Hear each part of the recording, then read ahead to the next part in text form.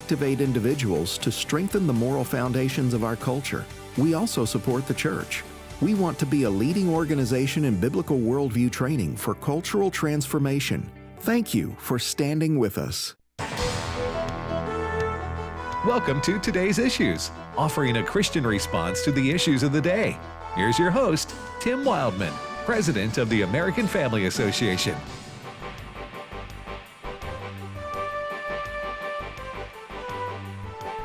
Hey, good morning, everybody, and welcome to Today's Issues on the American Family Radio Network. Today's Issues, the name of this show, on this Wednesday, November the 1st, 2023. Joining me in studio to co-host the program is Ed Vitagliano. Good morning, Ed. Good morning, Tim. And good morning, Fred Jackson. Good morning to you, Tim. Fred, of course, in addition to co-hosting this program, leads our American Family Radio News team. And how long you guys been pumping out the news over there now? 27 years. 27 years. Mm-hmm. Since you came down from Canada. Yeah, I came down. I'm 26 and change now. It was actually a guy by the name of Bill Fancher was the first guy that your dad hired. Right. To get it going, and then I came in shortly after that. So, like a polar vortex, Fred came down from Canada. I just remember my dad said, "You know, we need some diversity here, and where can we get that? Let's get a Canadian dude." Yes, and Fred is married to a Mississippi gal. Right. Yes, so worked out. Us Yankees, we have some smarts. I married a Mississippi girl, and so did he. Mm-hmm. Yeah. Anyway, 27. Wow, nearly 27 years. Tell folks what the American Family Radio News team provides. Yeah. We provide newscasts that you hear at the top of every hour here at American Family Radio. By the way, we have over 100 affiliate stations beyond our 179 stations that we have across the country. Yeah. We also have more than 100 affiliates. That's other Christian stations that are taking That's wonderful. American Family Radio News. And we have a terrific website, afn.net. And if you want your own kind of summary of the day's news, go to afn.net over in the right-hand corner, sign up, just put your email in there. That's all we ask. Once a day, Monday through Friday, we will send you the summary of the major news stories of the day. And we have a news service because we believe the news should be told from a Christian perspective. And that, right now, we love Israel. We don't make any apologies for that. Mm-hmm. And that's one of the big issues right now. If you want to be brought up to date on this current big world story. A lot of secular news services, they censor out the Christian news. Do they ever? Well, or present Christians in a bad light all the time. Well, the hostility towards Christians and Christian values. You look at the new House Speaker, what he's facing, Mike Johnson. Yeah. He's an unapologetic, born-again believer. Right. And the attacks that he's been under. So, to take that story for an example, the story that we're doing on Mike Johnson is, go. Yeah, absolutely. He is out there, and he is not ashamed of the gospel. He's not ashamed to be called a Bible-believing Christian. Hey, so the bottom line on the daily news briefing, this is what I want people to go and sign up for if they haven't already. So, to be clear, because that's what Corinne Jean-Pierre, she's... I just want to be clear. I look to her let me be clear. For clearance, and she's providing a way to be clear. And she does that often during her press conferences. She says, I want to be clear, and so I'll muddy the water more. Yeah, that's right. But anyway, the news service we provide is 5 days a week, weekdays, and it's once a day. We'll send you a composite of the news provided by our own news service, which you lead. That is correct. There's no fluff. We're not selling your name to anybody or your email to anybody. Nope. It's just simply used for that and that purpose alone, and only be once a day, Monday through Friday, usually in the middle of the afternoon. Yes. So how can people subscribe to that? Go to the website, afn.net. Up in the right-hand corner, you're going to find a place there where you can just click on it, put your email address in there, and you will start getting this once a day. Okay. That's it. Thank you for being clear. Yep. Fred. All right, what's the first news story, Fred? Well, Israeli airplanes, fighter jets are on the attack once again in Israel today. They have sent some missiles into what may be called in the mainstream media a refugee camp. But what we're finding out from various sources that beyond being a so-called refugee camp, and that is questionable, it was a headquarters for Hamas terrorists. And yesterday, Israel went in there and they found this Hamas command. They managed to take out one of the Hamas leaders who they say was also responsible for the October 7th massacre in Israel, which is why all of this got started. But also they took out more militants, more terrorists. But underneath, you're going to see pictures today of collapsed apartment buildings. So when you think refugee camp, you may think of tents. No, this was a headquarters for Hamas, but they call it a refugee camp. And also what Israel discovered underneath that building were bunches of Hamas tunnels. And they say one of the reasons that the buildings collapsed because of all these tunnels that were underneath. This morning on Fox and Friends, they interviewed Mark Regev. He is an advisor to Prime Minister Netanyahu and also a former ambassador.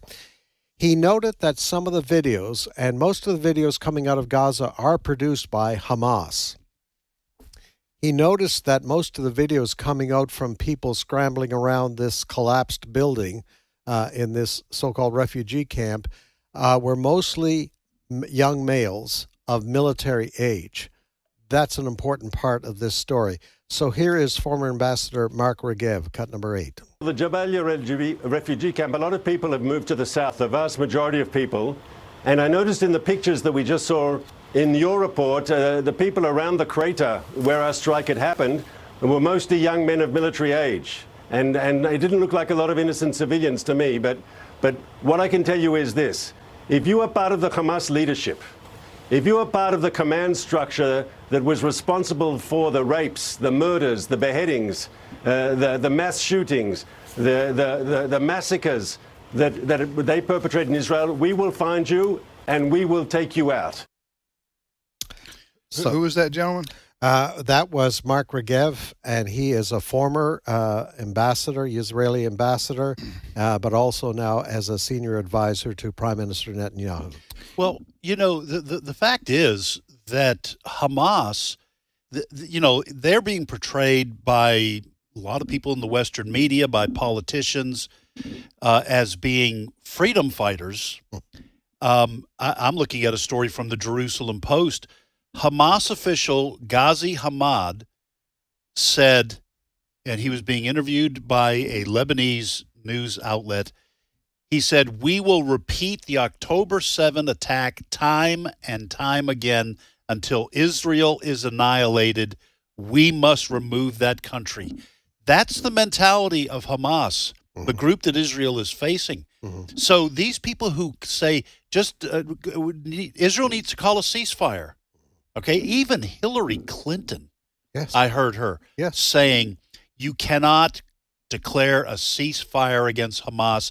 They will simply use that time to bring in more weapons, strengthen their tunnels, increase their plans to infiltrate Israel. This is a fight to the death between Israel and Hamas.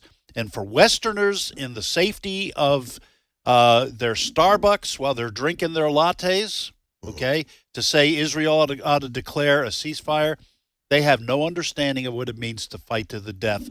That's what Israel's involved in. And Ed, to your point, and we want to put a warning out, the next piece of audio that we're going to use is very graphic. It is of the Secretary of State of the United States, Antony Blinken. He testified before a hearing yesterday, Senate hearing, and it's about asking for more money for aid for Israel. That's one of the major topics. And he was addressing the desperate situation that Israel is facing, and it's just what you alluded to, Ed, in quoting this Hamas leader. We in the West cannot understand the mindset of these people. And so yesterday, Antony Blinken, in response to, all the pro-Hamas demonstrations occurring in this country, sadly, he wanted to remind people that it was a massacre on October the 7th. So, folks, if you're listening right now, you may have little ones. You may want to turn down your radio for a while. But this is an example of what the Hamas terrorists did to one family on that day on October 7th on one of the kibbutz that these Hamas terrorists attacked. Cut number 5. A family of 4, a young boy and girl, 6 and 8 years old, and their parents around the breakfast table. The father, his eye gouged out in front of his kids. The mother's breast cut off. The girl's foot amputated. The boy's fingers cut off before they were executed. And then their executioners sat down and had a meal. That's what this society is dealing with. And no nation could tolerate that. We hesitated. We talked about whether we should play this, but folks, you have to understand this is the kind of people that Israel says we've got to put an end to this, because they will, as this Hamas commander told this interview, they will do this again. This is not a border dispute between Israel and Hamas. This is Hamas on an extermination campaign. Yes. And once again, Jews are in the crossfire. Yes. And for anyone in this country to suggest that Israel ought to stop what it's doing, it's either because they hate the Jews or they are willingly blind to what's going on there. But I'll tell you one thing, Israel ain't blind to it. And they are going to finish this task because their survival is at stake. Yeah, appears to me like you guys are saying here. You mentioned the word death match, didn't you, or fight to the death? Yes, I think you said. That's what Israel. It appears to me that's what Israel. That's the approach they're taking this time. Is that we must clean out the nest of vipers, so to speak. We cannot allow Hamas to exist any longer anywhere near us, right? So they're doing what they have to do, and they're saying to the world, they wouldn't say it exactly like this, although Netanyahu the other day, Benjamin Netanyahu, basically said we're going to do what we have to do. They're basically saying the world can condemn us if they want to. But we're going to do what we have to do to protect our people and our land and our families, and whatever. We don't care what the opinion of the world is. I'm looking at, we have several news feeds that come into our studio during our show. I'm looking at the BBC coverage of the war here. First of all, they call it the Israel-Gaza war, right? As if Israel started this, and not Gaza's the Hamas, not the Hamas, right? Israeli war. But their focus has been on hospitals, 50,000 pregnant women without services, patients cannot be moved. You know what? Because these BBC, CNN, and these other liberal outlets, they're never really challenged on their approach to a story like this. I want to ask the BBC, well, why don't you ask Hamas to surrender? If Hamas is worried about the people in the hospital, there you go. All right, ask Hamas to surrender. Turn over the people, the leaders who are responsible for their attack. Right. And you know what they would say? The BBC reporters would say, that's unreasonable to expect Hamas to surrender to Israel. Well, you know what? It's unreasonable to expect Israel to declare a ceasefire. Right. But they don't ask questions like that. And if Hamas cared about their own people, they would send their army out, so to speak, to fight Israel and tell the women and children and the elderly, you go down to the south part or down to the border. You get out of here because it's mano time. Right. But no, this is what Hamas does. First of all, you notice how almost all of them have face coverings? Yes. They have face coverings, and you wonder, why is that?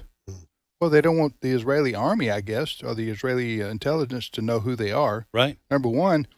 And that's a sign to me of people who they just don't want to be identified. Right. So, Like Antifa, people like that. yeah, in they this always country. cover their faces, like Right. like Antifa, and, Right. and so they always cover their faces, as if you're not.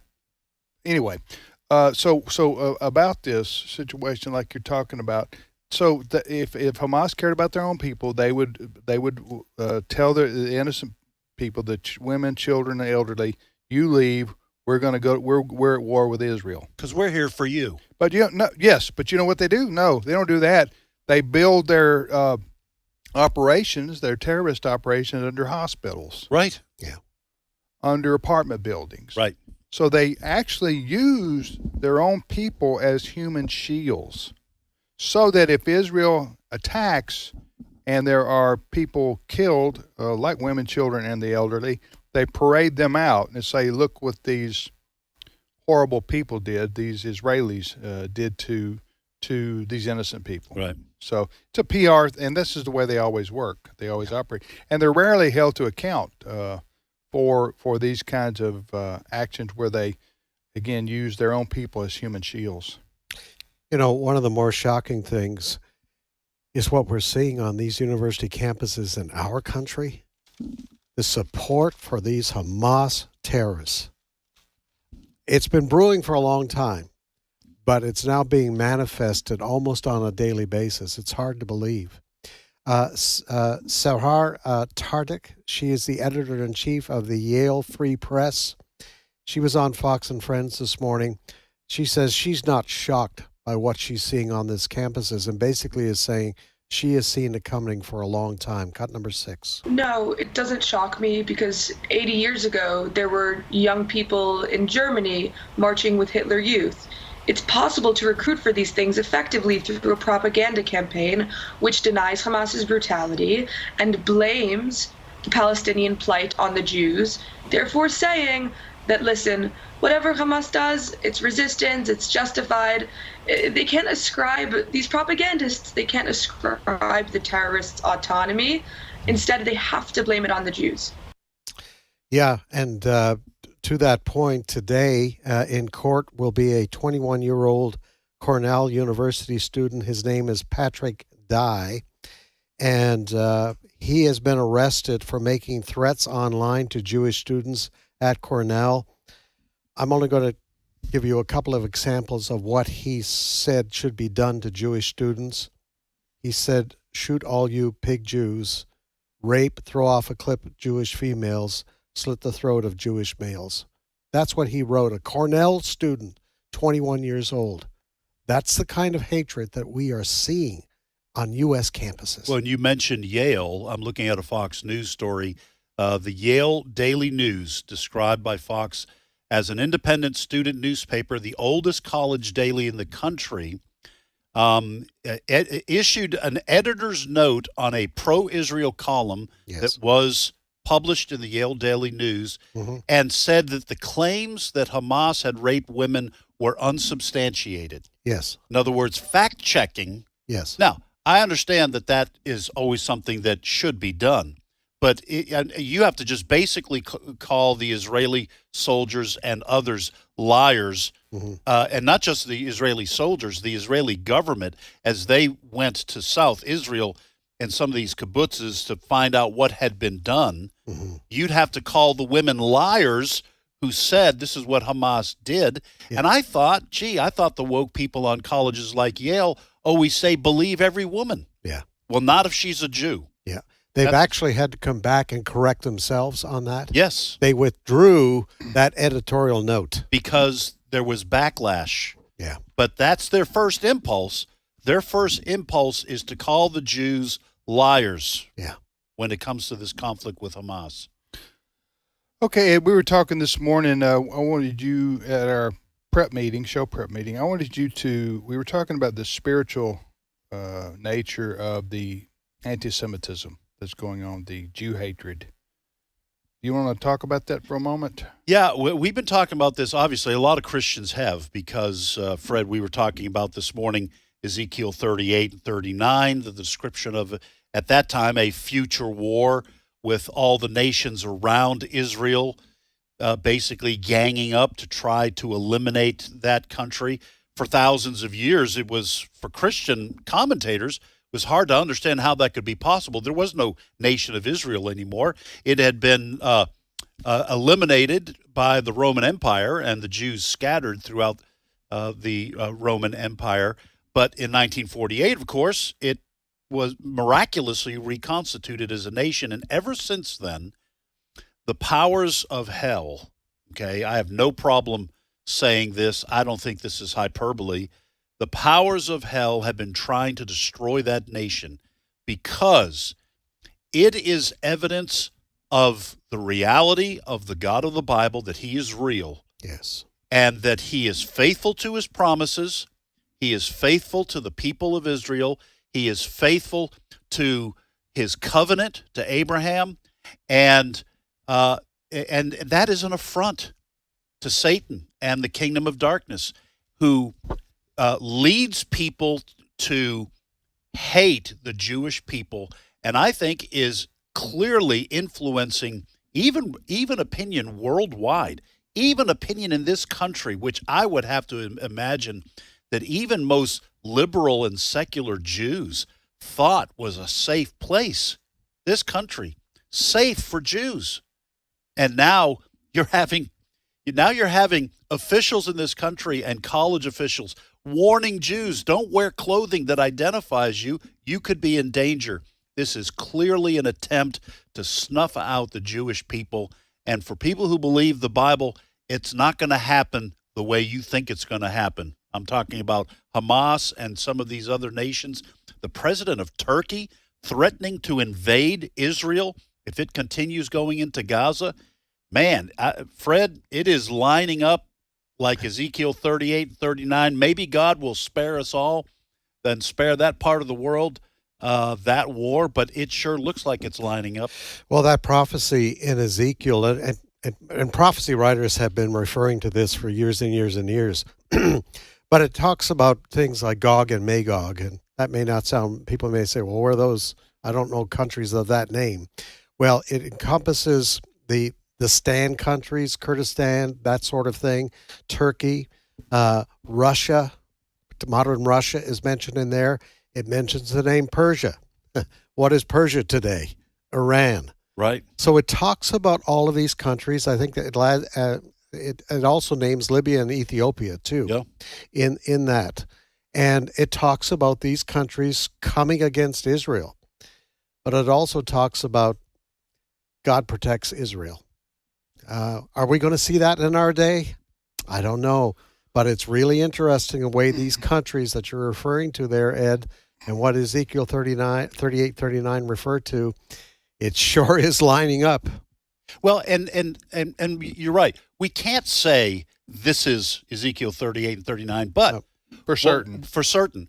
What we're supposed to do is we're supposed to be familiar with Ezekiel 38 and 39, and when things start to line up like it was prophesied, we are to pay attention. Pay attention. Because it might be. Yes. It might be Ezekiel 38 and 39. Mm-hmm. If this isn't it, right, that is the fulfillment of that biblical prophecy, thousands of years old, it is a dress rehearsal. Yes. Mm-hmm. You know, you could see how this could happen now, because so much of the hatred for Israel is inexplicable. Yes. Yeah. From a political standpoint. China. We're going to talk about this later. China has removed Israel. Its search engine has removed Israel from the country. So what we're familiar with Google, for example, or for a big search engine, right? Mm-hmm. Well, the equivalent of that in China, they've removed Israel from the search engine. From the map. From the map of the Middle East. And you're going, what does China care? Right. It didn't like they have a stellar human rights record, right? Right. But no, they want to pile on with against Israel. Time to get right with God, folks. No joke. Amen. We'll be back momentarily.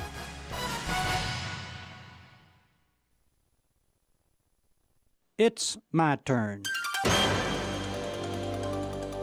Here is your host for My Turn, Don Wildman. It was several years ago now that Jim Voss came out of service from the Second World War. In the service, he'd learned much about electronics. Many folks would have considered him a master in the field. At least his bosses thought he was pretty good. Jim Voss was working for a group of organized gamblers following that devastating war. He made good money. That's what most criminals, gamblers or not, are looking for. Jim got the jobs, such as wiretapping, and got the good payoffs. One night, Jim was waiting for a flight to St. Louis from Los Angeles and had some time to kill. Billy Graham was preaching in a crusade in Los Angeles, and by some quirk of fate, or rather providence, Jim Voss wandered into the place where Dr. Graham was preaching. Seemingly indifferent to the words of the famed evangelist, Jim stood near the back of the hall. He didn't want to go too far inside. He was just curious and was planning on leaving as soon as the show was over. As he always does, Dr. Graham gave the invitation for those who would give their life to the carpenter from Nazareth to come forward during the singing of a hymn. As the crowd sang, a hand tapped Jim Voss on the shoulder, and he heard a voice speak. "Will you go forward with me?" the gentleman asked. In natural reaction, Jim Voss turned on him. "Lay off me, or I'll knock your head off," he blurted out. The soft-spoken man spoke again. "You can do anything you like to me, but that won't right things between you and God." It must have seemed like ages, but it was just a matter of seconds till Jim Voss took that first step toward the altar. Each step became easier. With emotion showing in his face, Jim walked down that aisle vowing to make a clean break with the past, to change things, to settle the matter between him and his Creator. At the altar that night, Jim put away the old Jim Voss and put on a new one. He went away from that meeting a changed man. His break with the past was almost as dramatic as that of the Jewish tent maker Paul. You know, there comes a time in every person's life when such a decision has to be made. He has to look at himself, ask himself some deep questions, and come face to face with the facts. The result isn't always like that of Jim Voss.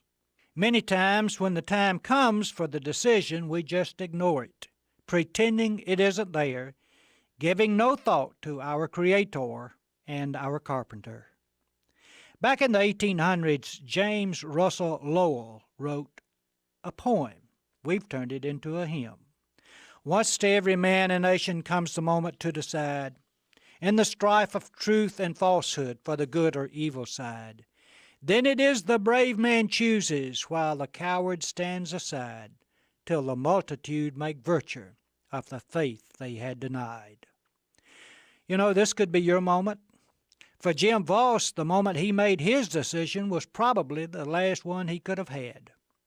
You see, the plane he didn't catch that night was met in St. Louis by gunmen who had orders to kill him. How many more chances do you have? Are you sure about that? This has been My Turn with Don Wildman, a production of the American Family Association.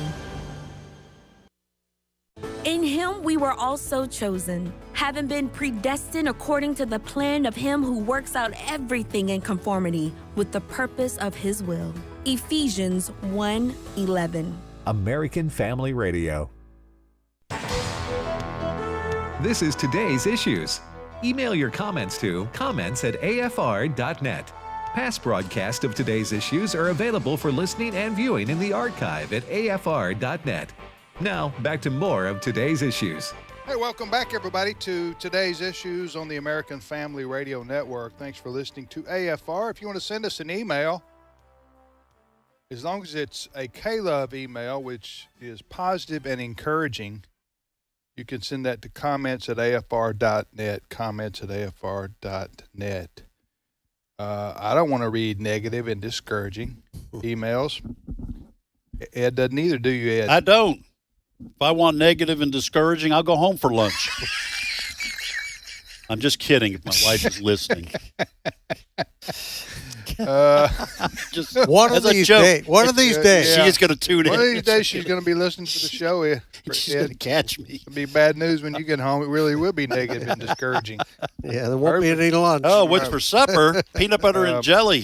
So comments at afr.net is our email address. I'm Tim Wildman with Ed Battagliano and Fred Jackson, and we're going to get I want to get back in a few minutes to what we were discussing there before the break in terms of Israel and history and also biblical prophecy and those kinds of things. But before we do, there's been a lot in the news over the last couple of years about a drug called fentanyl, or in some parts of the country, I guess fentanyl is how it's called. I've heard it used both. Define. Just what am I saying? Pronounced. Pronounced. Right. There you go. Pronounced both ways. And this is a growing problem in our country. Many people are dying annually because of fentanyl, and I hadn't even known what it was exactly, and until a couple of years ago when this started to make, maybe longer than that, started to make big headlines across the country. So we decided here on this program, let's talk about this. What is it? Where is it coming from? How big a problem is it? What's being done to control it, to stop it?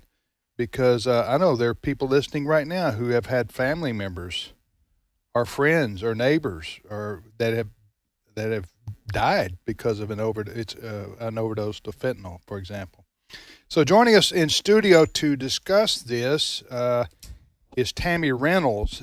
She's lives here locally, so we thought easier Let's to bring an expert in. Let's bring an expert in, and she is the Tammy. Good morning to you. Good morning. Thanks for having me. So, what is your title? I'm a captain with the Mississippi Bureau of Narcotics. The captain with the Mississippi Bureau of Narcotics. How long have you been with that? Over 25 years. Over 25 years. Now, what does your day-to-day job consist of? I'm actually on a DEA task force out of Jackson that investigates. It's a tactical diversion unit, and we investigate physicians, nurse practitioners, anybody in the healthcare field. I'm also a registered nurse, so that helps me.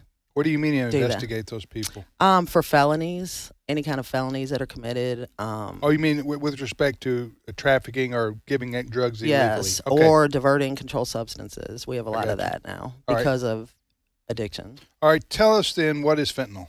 Okay, so we deal with mainly three kinds of fentanyl. The first is going to be a vial, and it's hospital grade. It's a clear liquid that's in a microgram.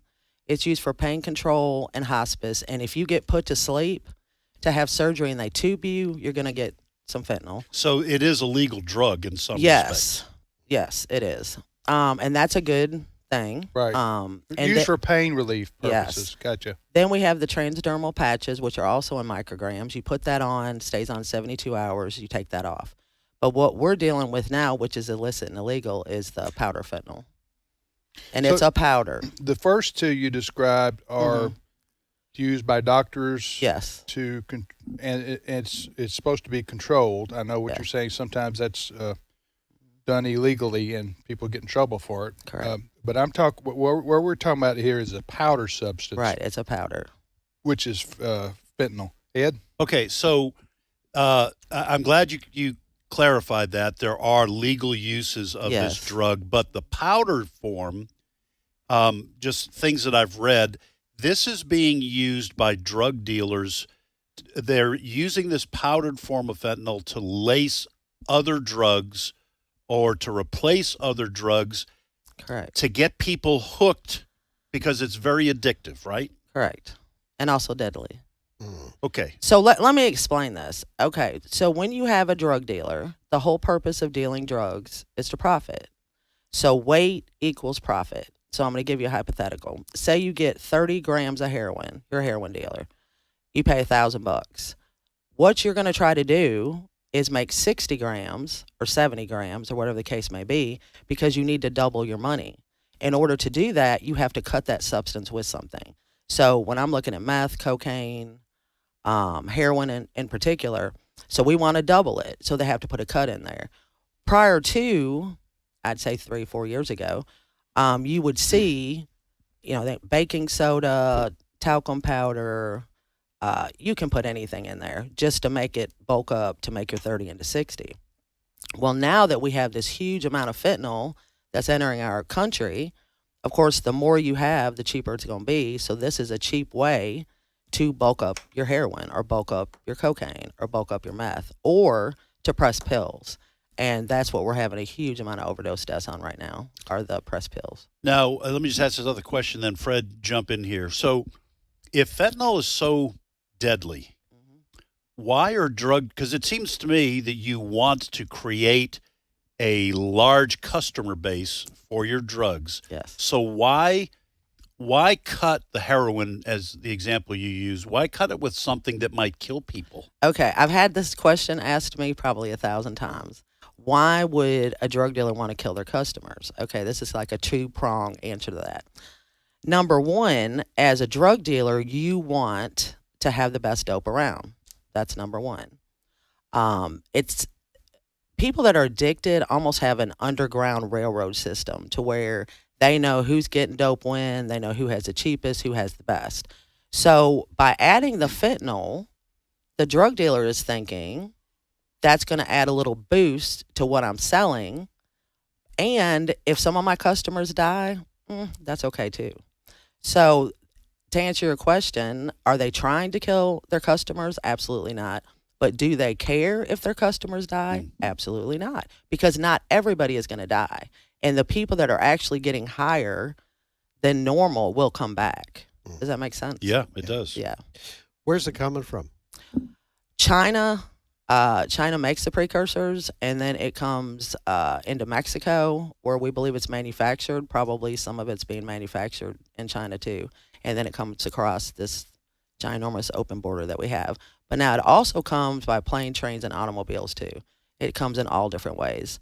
But I can tell you, this is not something that I've read.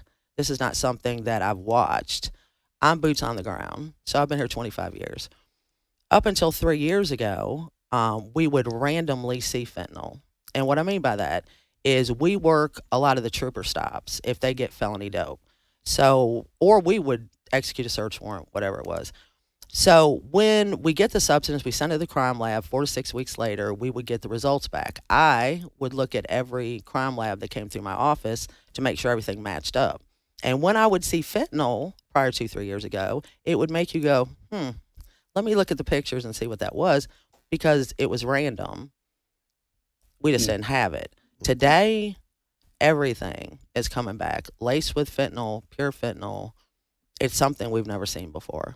So I guess to make a point, 5-10 years ago, you could, and I know this is weird to say, you could trust your drug dealer. So what that meant was if you went to a heroin dealer, you were going to get heroin. If you went to a cocaine dealer, you were going to get coke. Today, when you go, you have no idea what you're getting. You're going to get the heroin, but it's probably going to have something added to it. Talking to Tammy Reynolds, she's captain with the Mississippi Bureau of Narcotics, and the reason we're having this discussion is, like you, we've been seeing the word fentanyl in the news on a daily basis, and more of us know people who've died. Our family know people who have died from fentanyl overdoses. And let me ask you this, Fred, did you have a question? Well, I was going to say, Tammy, as Tim was saying, we've done a lot of stories on this. One of the stories that's particularly disturbing is that it comes looks like candy, and some people, it's wrapped up like candy and that sort of thing. Now, we have not seen that in Mississippi, although I have seen that in different avenues, but we have not seen that thus far in Mississippi. Okay. It could be, but we haven't seen it here. Now, I've also heard that this stuff is so potent that if you accidentally touch it in a place where you weren't expecting it, let us say there was someone passed some drugs at a restaurant to a friend. Right. And is that true that some of that powder you can get it on and you can ingest it accidentally and die from it? So fentanyl is 100 times more potent than morphine and 50 times more potent than heroin. Good grief. So let me tell you, when we first started having this coming into our area, like I said, it was almost overnight where we were just inundated. We were always taught and told, yes, if you did touch it, whatever, it could overdose you. Now, I've done research on that, and that's actually technically not true. Okay. So what I mean by that is, if you were to get it on your skin, say on your hands, and you washed your hands, it should go away. But that being said, we touch our faces 23 to 24 times an hour. Honestly. Now, we've gotten better since COVID, but you just don't know you're doing it. I just did it 3 times. See, you just did it. Well, and I did it when I walked in here. because probably when 4 you or said 5. it, I had to do it. Yes, yes. Thank- So we do not touch any kind of drug today without gloves. Even when we use gloves, when we take our gloves off, I recommend even going to wash above, because what if that Above the powder wrist? what if it got above there? You see, then you touch it, and you touch your mouth and your nose and your eyes. So technically, yes, you could. It's airborne, so it's a powder. If it becomes airborne and you breathe it in, you're going to have a problem. Okay. Absolutely. So Nasty stuff. So what, we what, try to what avoid is that. being done from a law enforcement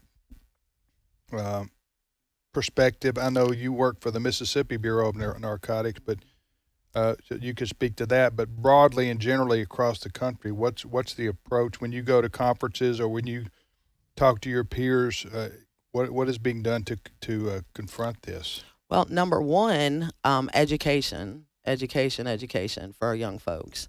Our young folks are most, I guess, affected by this. I know I went and spoke at a school Friday, and after I got done speaking, I had several students that came over and said, we thought in our minds you could, in order to overdose, you had to have a whole handful of pills.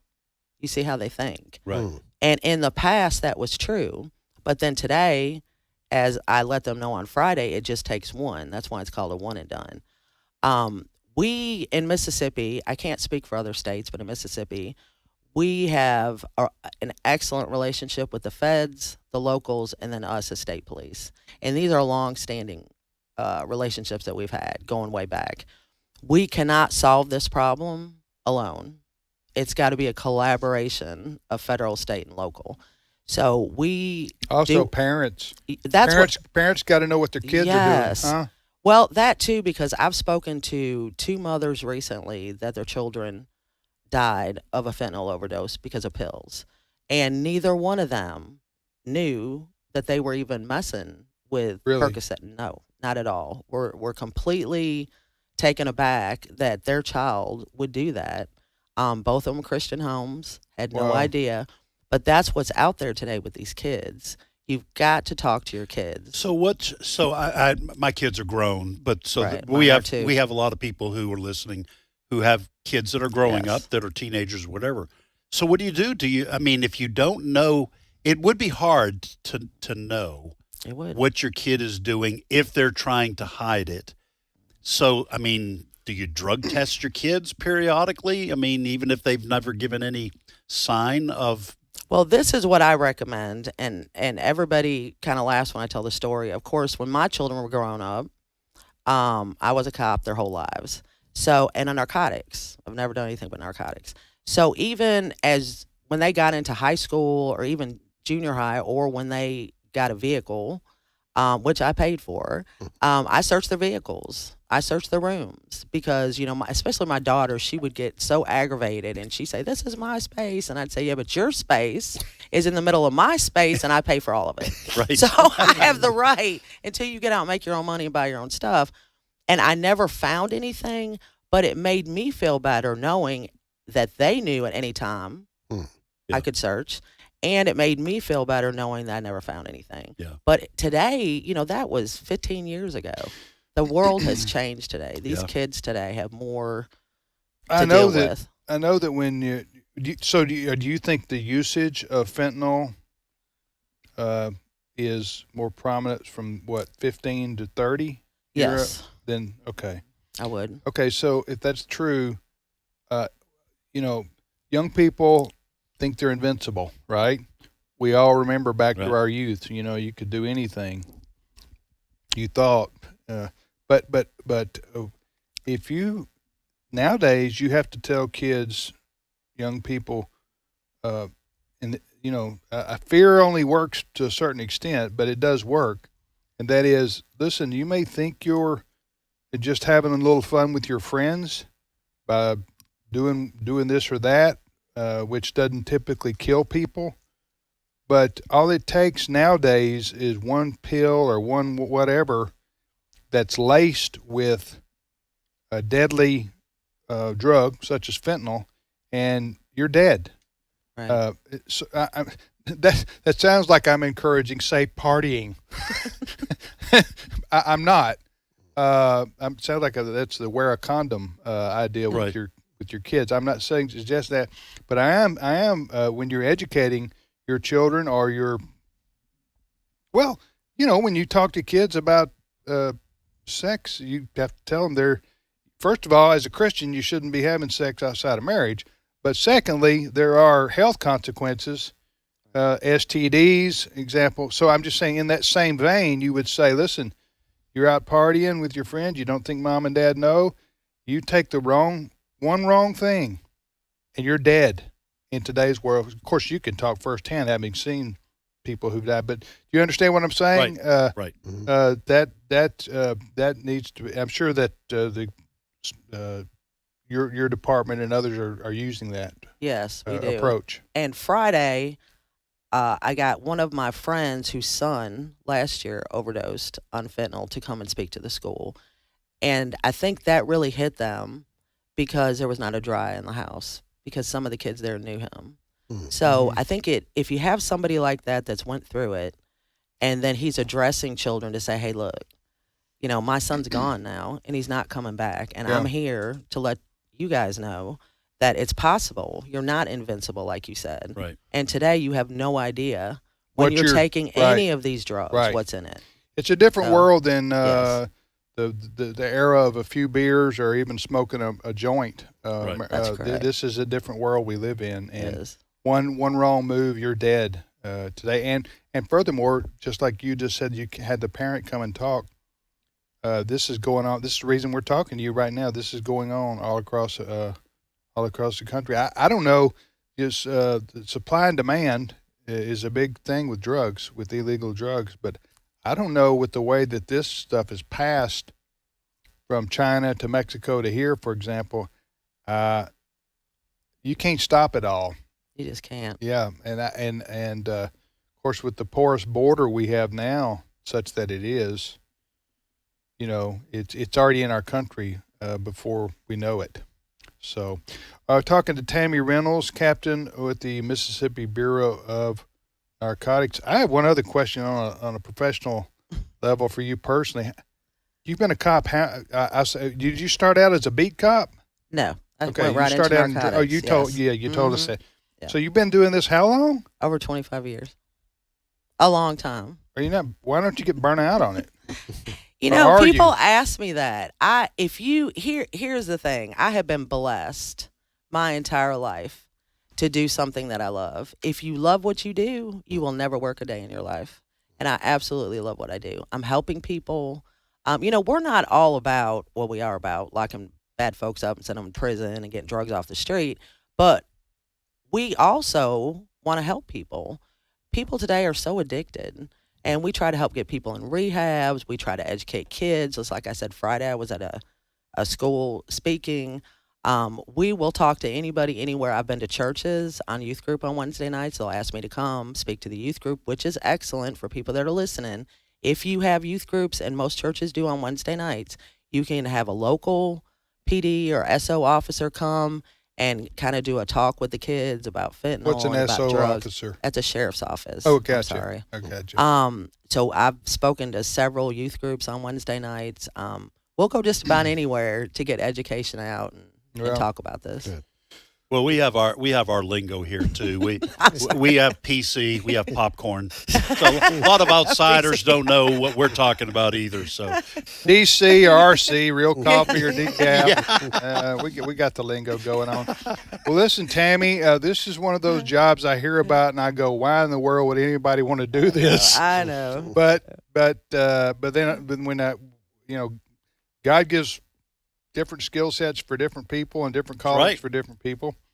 And so I just pray for you and your work and that lives would be saved because of what you're doing and what all the people in your department and not across the country who work in this area, because it's got to be extremely discouraging sometimes when you see death after death after death of young people. It is. It's just anyway. All right, thank you, Tammy. Thank you for having me. Well, is there a website you would refer people to that could offer more education or help in this regard on fentanyl in particular? If you don't, you can get back to us and let us know. I'll get back to you on that. Get back to us because I'd like to know where you might refer people to. All right, you're listening to Today's Issues on the American Family Radio Network. Tim, Ed, and Fred.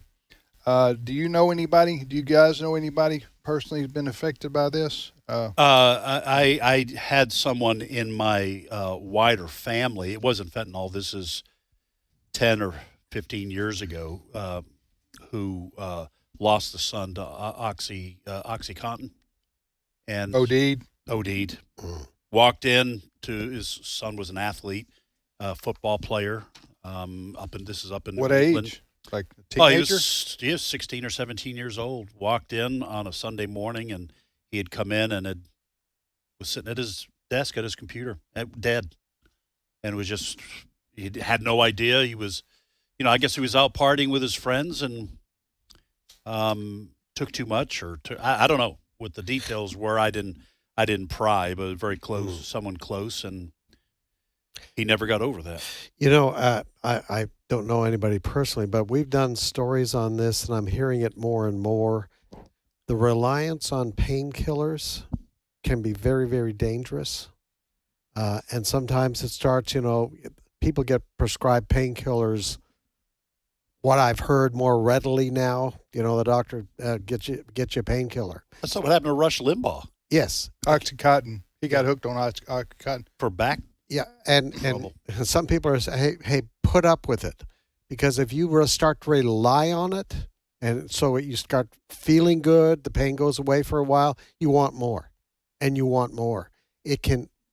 There's a danger in there that goes beyond. We just had Tammy. You had people who go to drug dealers. What I'm talking about is that you may start on it as a prescription, and you become more dependent on it, and then you demand more. Listen, I had probably 20 years ago, I had sinus surgery, and I was going to be laid up for a couple of days. And they gave me, growing up and even as a young married guy, I hardly took Advil. I'm just going to gut it out. I don't want to take anything. Well, they gave me something. I was in a lot of pain, and they gave me something. I don't even remember what it was, but it was some kind of painkiller. And slept on the couch, and I told my wife after it was over, I said, I see why people get addicted to this.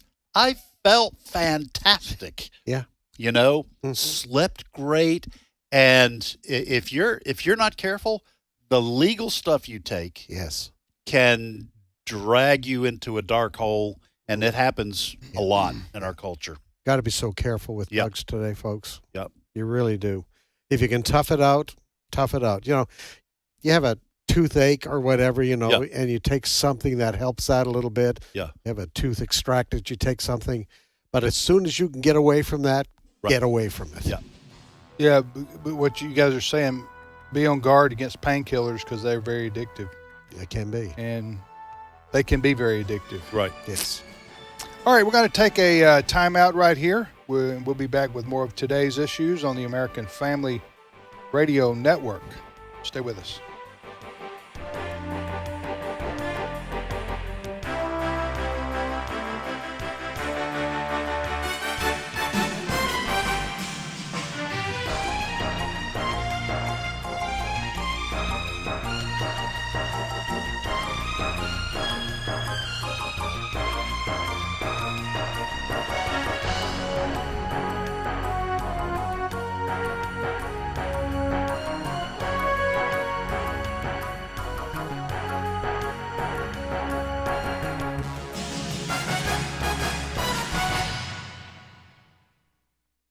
The views and opinions expressed in this broadcast may not necessarily reflect those of the American Family Association or American Family Radio.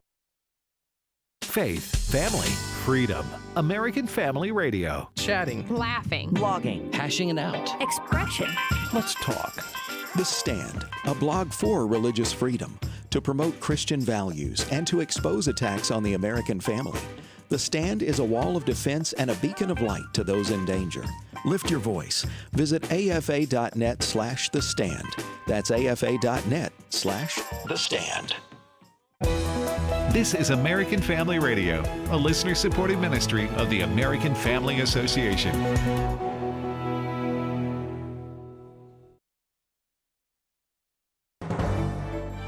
American Family News, I'm Rusty Pugh. Jewish students at colleges across America are facing anti-Semitic threats amid the ongoing Israel-Hamas war. Law enforcement are taking action at one prestigious university. Brooke Singman reports. New York State Police arrested 21-year-old Patrick Dye. Now, he was taken into custody just days after several disturbing anti-Semitic messages were posted in an online discussion forum. Dye allegedly posted these wildly disturbing posts with language that called for the killing of Jewish students. He also allegedly threatened to bring an assault rifle to campus. He's charged with death threats using interstate communications, which carries a maximum sentence of 5 years in prison, a $250,000 fine, and 3 years on parole. Threats like the ones allegedly made by Dye are popping up at universities across the country. Sahar Tartak is editor-in-chief at the Yale Free Press. She says those who protest against Israel are falling for the same type of propaganda used by Hitler in Nazi Germany. 80 years ago, there were young people in Germany marching with Hitler Youth. It's possible to recruit for these things effectively through a propaganda campaign which denies Hamas's brutality and blames the Palestinian plight on the Jews, therefore saying that, listen, whatever Hamas does, it's resistance, it's justified. They can't ascribe, these propagandists, they can't ascribe the terrorists autonomy. Instead, they have to blame it on the Jews. Protests against Israel and Jews continue at colleges and universities, and organizations like Moms for Liberty are taking notice. More from Bronson Woodruff. Tiffany Justice said in an interview with AFN that anti-Semitic protests are clear examples of misguided students. We are seeing what indoctrination looks like in action. She says moms and dads from all over the nation have been watching as their kids are being indoctrinated in schools and as division is being sown in classrooms. We've had enough. There's no room for discrimination in America's schools, in America's public schools, certainly. And parents are stepping up and speaking out. We are aware of the ethnic studies model curriculum in California. That is now a graduation requirement in many school districts across California. She says what happens in California does not stay in California. We are sounding the alarm that K through 12 schools, this ethnic studies program is anti-Semitic, and we don't want our children being taught to hate people in school. We're feeling the influence of single-issue nonprofits pushing to get this stuff into schools. Justice added the people who are behind forcing the Marxist ideology into schools are the same people who are funding these anti-Israel marches and movements. She said these are wealthy funders, such as billionaire George Soros. It's all in service of this idea of a revolution to deconstruct the West and certainly America, and parents will not stand for this. We will defend our parental rights, and we will defend our country. I'm Bronson Woodruff. Senators John Cornyn and Ted Cruz of Texas visited the southern border again last week for an update as concerns grow about terrorists being among those allowed to come into the country. Cornyn said terrorists will strike again, and Biden's border policies are allowing it. What's happened on October the 7th in Israel is a reminder that terrorist organizations can strike at any time. And while we know on September the 11th, 2001, 19 terrorists killed 3,000 Americans, we know that there have been hundreds or more of people on the terrorist watch list that have been detected at the border, but we don't know how many more, and the Biden administration can't tell you, made their way safely into the interior of the United States. The northern border is also a big concern. David Narkunis is running for state representative in New Hampshire, and he's making the border a top priority. This is ridiculous. I believe very clearly that they are allowing this to happen. This is by design, and this is step one for their. I think it's a socialist agenda to flood the United States with illegals. And let's call a duck a duck. They're not migrating here to just learn a skill and go back to where they came from. For American Family News, I'm Rusty Pugh. Forget about Facebook. The last 10 days, we've been banned twice, and is unbanning a word? They put us under the ban. Christians and conservatives Don't need you, YouTube. Banned one day, banned again. AFR programs are now live streaming on the AFA Streaming app. Now you can get shows like today's issues straight from the source. Put back on the next. just say unbanned.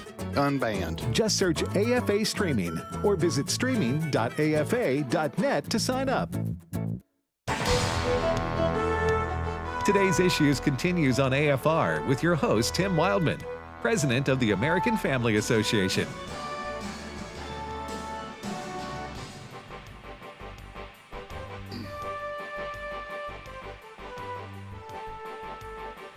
Hey, welcome back, everybody, to today's Issues on the American Family Radio Network. Thanks for listening to AFR. Tim Wildman here with Ed Vitagliano, and joining us now in studio is Chris Woodward. Fred's already been here. Good morning, Chris. Good morning. So, Chris, you were telling us prior to the coming on the air that your Miami Dolphins, which is they have one of the best records in the NFL right now, right? They're one of the best teams in terms of records. Kansas City's up there with them at 6-2. I think Philadelphia is 6-2 as well. A few teams are up there. So they're playing. We always identify our sports teams as our teams, unless they're losing. Yes. At that point, they become they. Right. They lost. Or those bums. Those bums. If you win, we won. Yeah. We looked great. We looked great. Did you see our team? Yeah. Huh? But you were telling me that the Miami Dolphins will play the Kansas City Chiefs in Germany this weekend? Yes. This is a new thing that NFL has going. They've been playing a number of games now, sometimes two of them on the same day in London. But now the NFL is trying to broaden its appeal to other Western European markets, which is interesting because for those that may be new to professional sports, there's been several professional football efforts in Europe. You had the World League Football back in the 80s and 90s. It came and went, and then that changed to NFL Europe. That didn't last either, but now the NFL is dead set on trying to get somebody somewhere else. Which leads us to this, Ed. Does Ezekiel 38 and 39 cover the expansion of the NFL into Europe? Well, let me just tell you, if American football replaces soccer, that's what we call it over here, right, in Europe or Mexico or anywhere else in Latin America, that's sure enough a sign of the end, because that's just never going to happen. That's never going to happen. But Chris said he's waiting for the German announcer to pronounce what name? Tua Tagovailoa. That's the name of the Miami quarterback. And I'm not being anti-German. My people come from there. But right. I would love to hear somebody try to do Tua Tagovailoa or something like that. You know, we struggle. That's your German impression? It is. My people have been here for generations, so we've lost the accent. But yeah. All right. So, what is your first story? Well, for this us one today? This one is all the more reason to be careful where you get your information from on the internet, especially for maybe homeschooling families out there that look to the internet for information on things they're trying to do. Maybe even a public school student trying to do his homework at home. I've got a Daily Mail article, and it's from yesterday, stemming from some information first published in the Wall Street Journal. Chinese tech giants Baidu and Alibaba, if I said those names correctly, no longer display the name of Israel on their maps. And this, of course, is coming from the Wall Street Journal. The online maps do show Israel's borders and cities, but the country itself is not named, in contrast to other neighboring countries. And a lot of people are upset by this, saying China is basically purging Israel and its existence from its maps.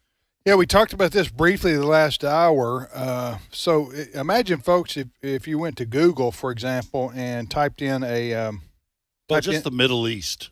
Yeah, typed in Middle East on Google or Brave or Bing DuckDuckGo or something like that, or Bing, yeah, and then up comes a map of the Middle East, and Israel's not on there.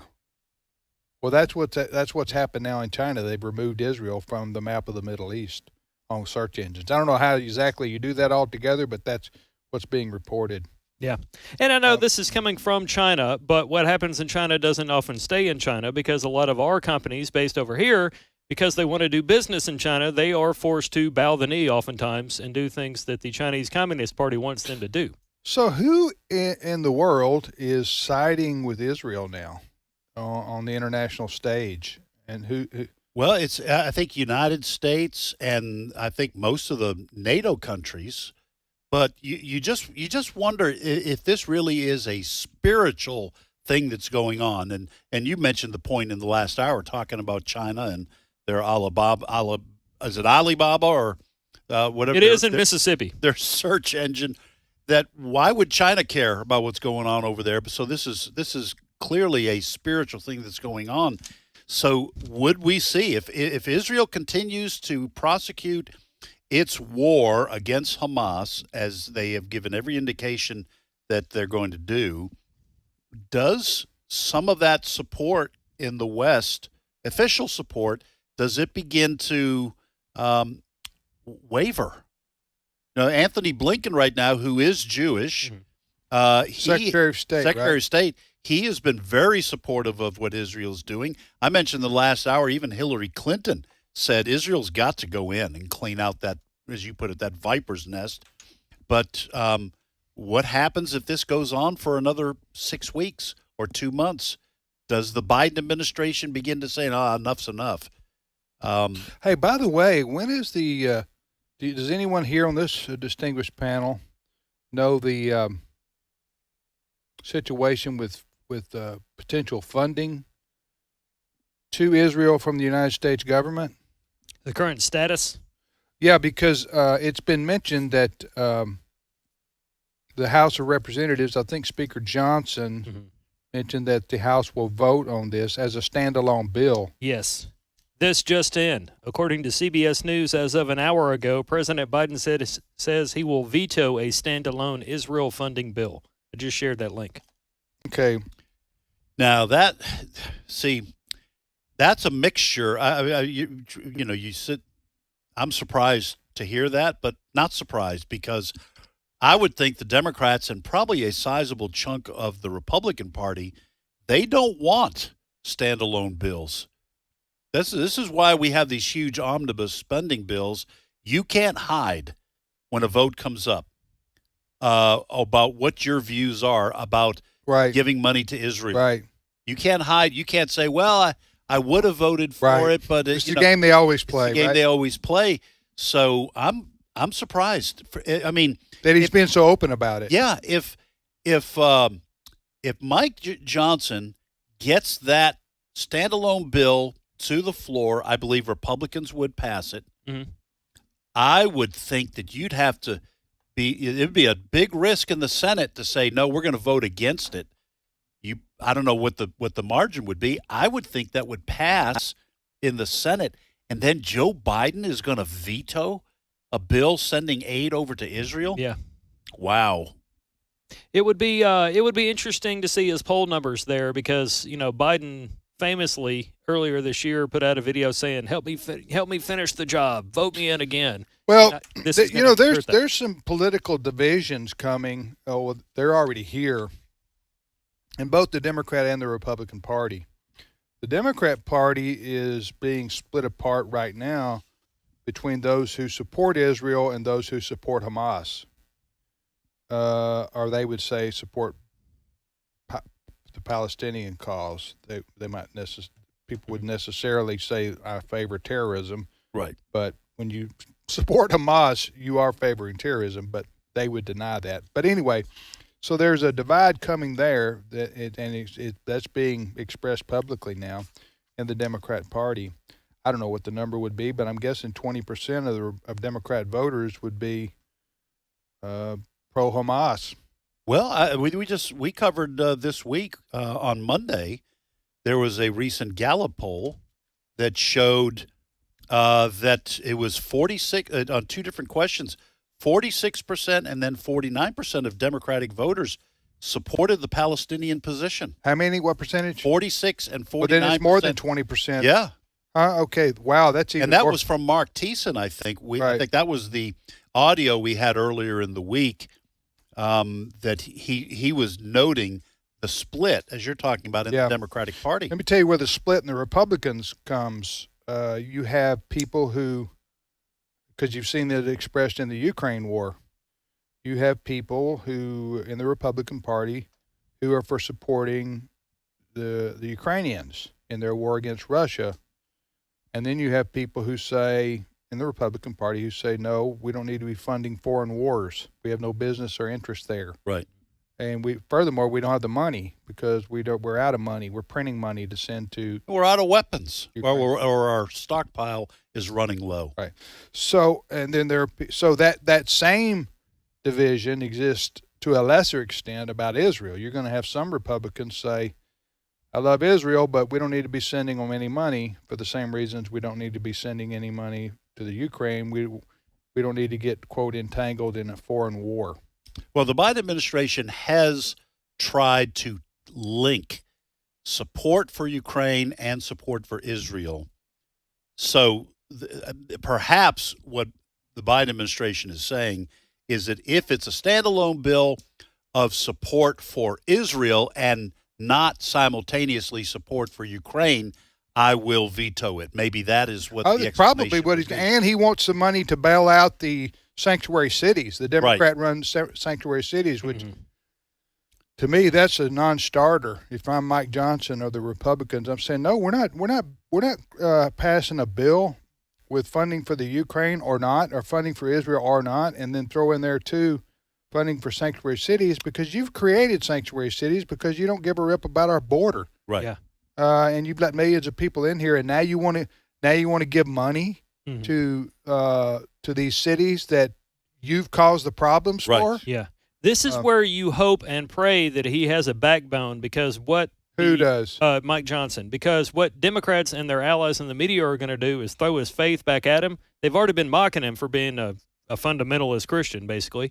And so they're going to throw his values back at him and say things like, well, don't you care about people and don't you care about your neighbors? And doesn't the Bible tell us to love our neighbors? I think what he's going to do is, and this is what I agree, and this is part of the fight over, it's part of why Kevin McCarthy's not around any longer as Speaker of the House, is because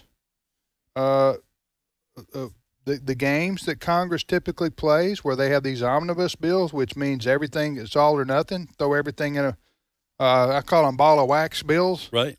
Mm-hmm. And what Mike Johnson is saying, nope, we're going to vote on Israel. We're going to vote, and then that's one bill. Then we're going to vote on Ukraine, and then we're going to vote on sanctuary cities, or what the Biden people are going to say, border security. That's what they're going to say. Right. They're not going to say, it's kind of like the reduced inflation bill. It has nothing to do with reducing inflation, but they put a nice name on it that makes it hard for people to vote against. Right. But what I want to say is, I think that's their way to go, and people can that way.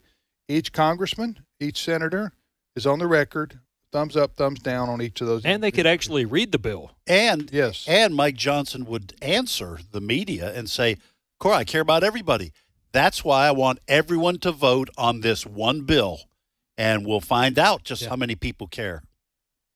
I hope that's what he does. Yeah. I don't want to. Do I want to open up this can of worms? I guess I'll open it up. We mentioned it briefly. I don't think it's necessarily a can of worms, but it is we live in a very dangerous world, and I get a little uneasy or frustrated when I see people on our side shutting down any kind of interference anywhere in the world. I say interference or support in a war effort.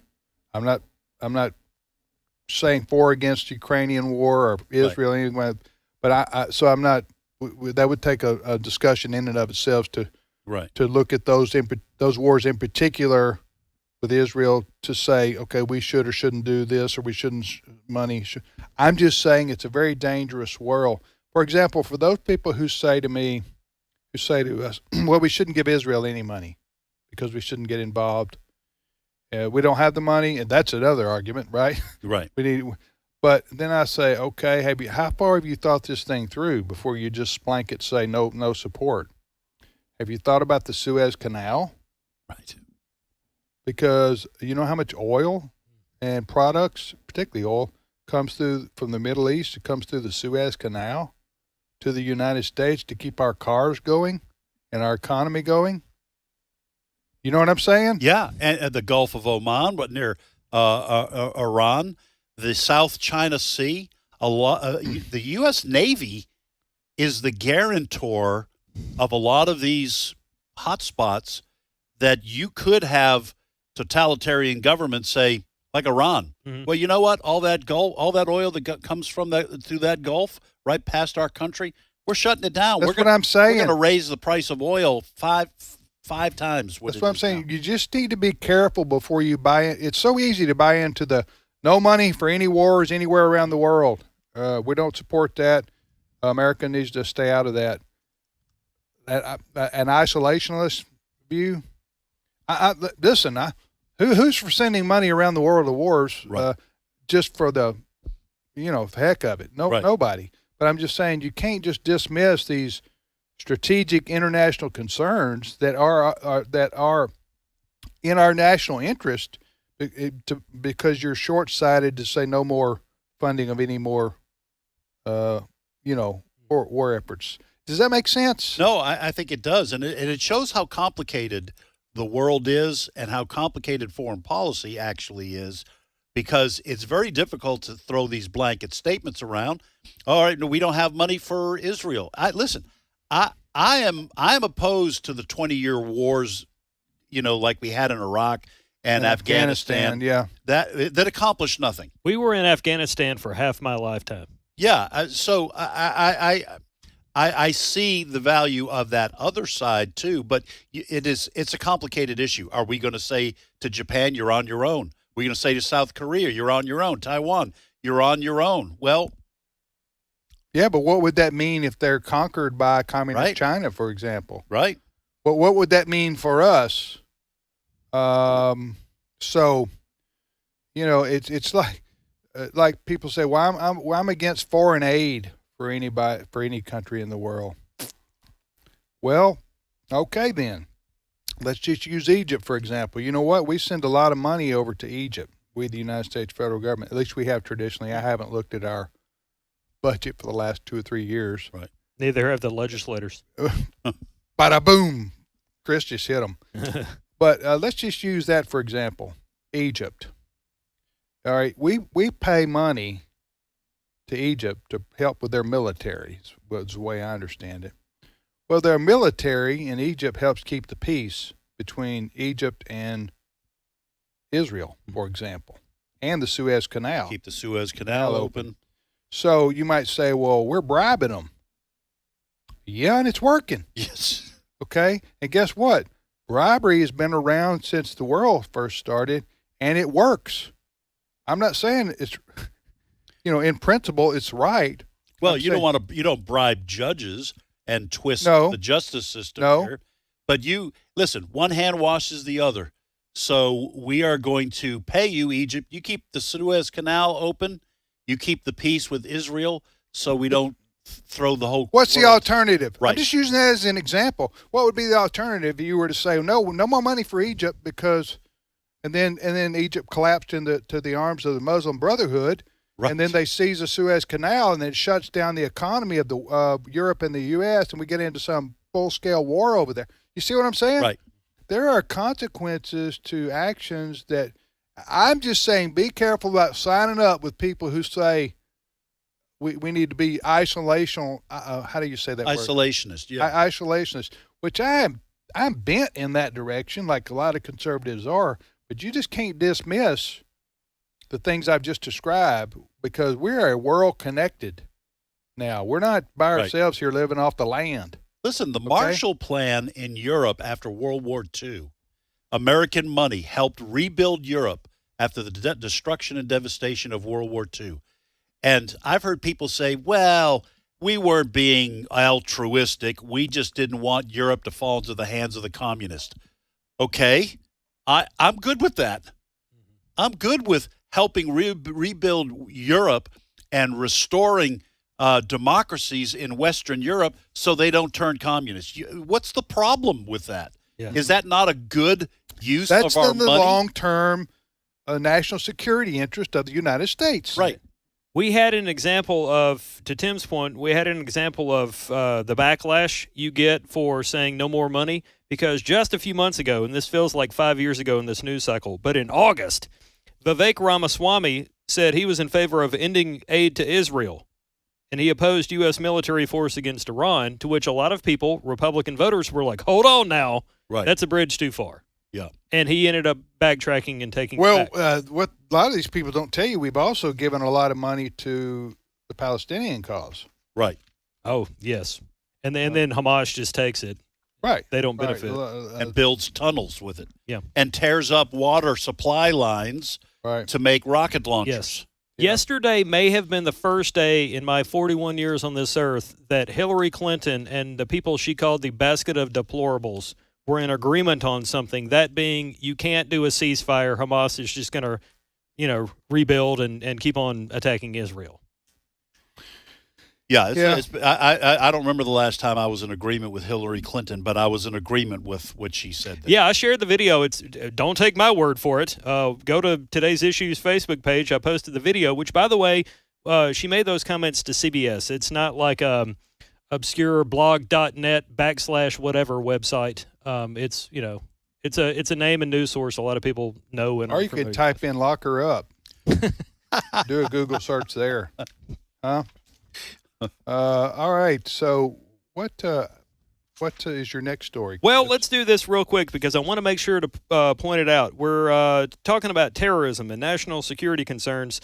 This does not help anybody feel better about the FBI. It's an exchange yesterday between Senator Rick Scott and FBI Director Christopher Wray. There's a pregnant pause, but it's radio friendly. Clip 10. We assess that the actions of Hamas and its allies will serve as an inspiration, the likes of which we haven't seen since ISIS launched its so-called caliphate several years ago. The ongoing war in the Middle East has raised the threat of an attack against Americans in the United States to a whole nother level. We also cannot and do not discount the possibility that Hamas or another foreign terrorist organization may exploit the current conflict to conduct attacks here on our own soil. Do you believe, is the United States safer from foreign terror threats today? Are we safer than when Joe Biden took office, from the day he took office? What I would say to you is that the terror threats have elevated, but I also think there are a lot of things the country has done throughout law enforcement to be better prepared to deal with them. That pause, that's the point. That's the reason you played that. One of the reasons you played that, because he had to really think about the answer to the question. But,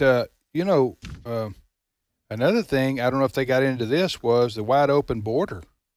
The wide open border where, listen, we could talk about this all day, every day, because I read news, when I read the news at night usually for a little while, just to prepare for this show for the next day oftentimes, and just because I'm a news junkie. But there is no border any longer. Joe Biden and the Democrats have there's no border anymore. People are pouring in by the millions, have over the last couple of years, and it's increasing. And guess what? They're coming from around the world. These aren't little Mexicans only. I say little, diminutive. They're usually shorter people. And with children who are poor and only looking for a better life. These are people coming from Africa and from China and from other parts of the world, mostly males, young males who can afford to travel and have the physical strength to do so from around the world. And they are just pouring into our country. And this is all because Biden and Harris and the Democrats have said, we welcome the world into our country. We'll be back tomorrow. Hope you have a great afternoon.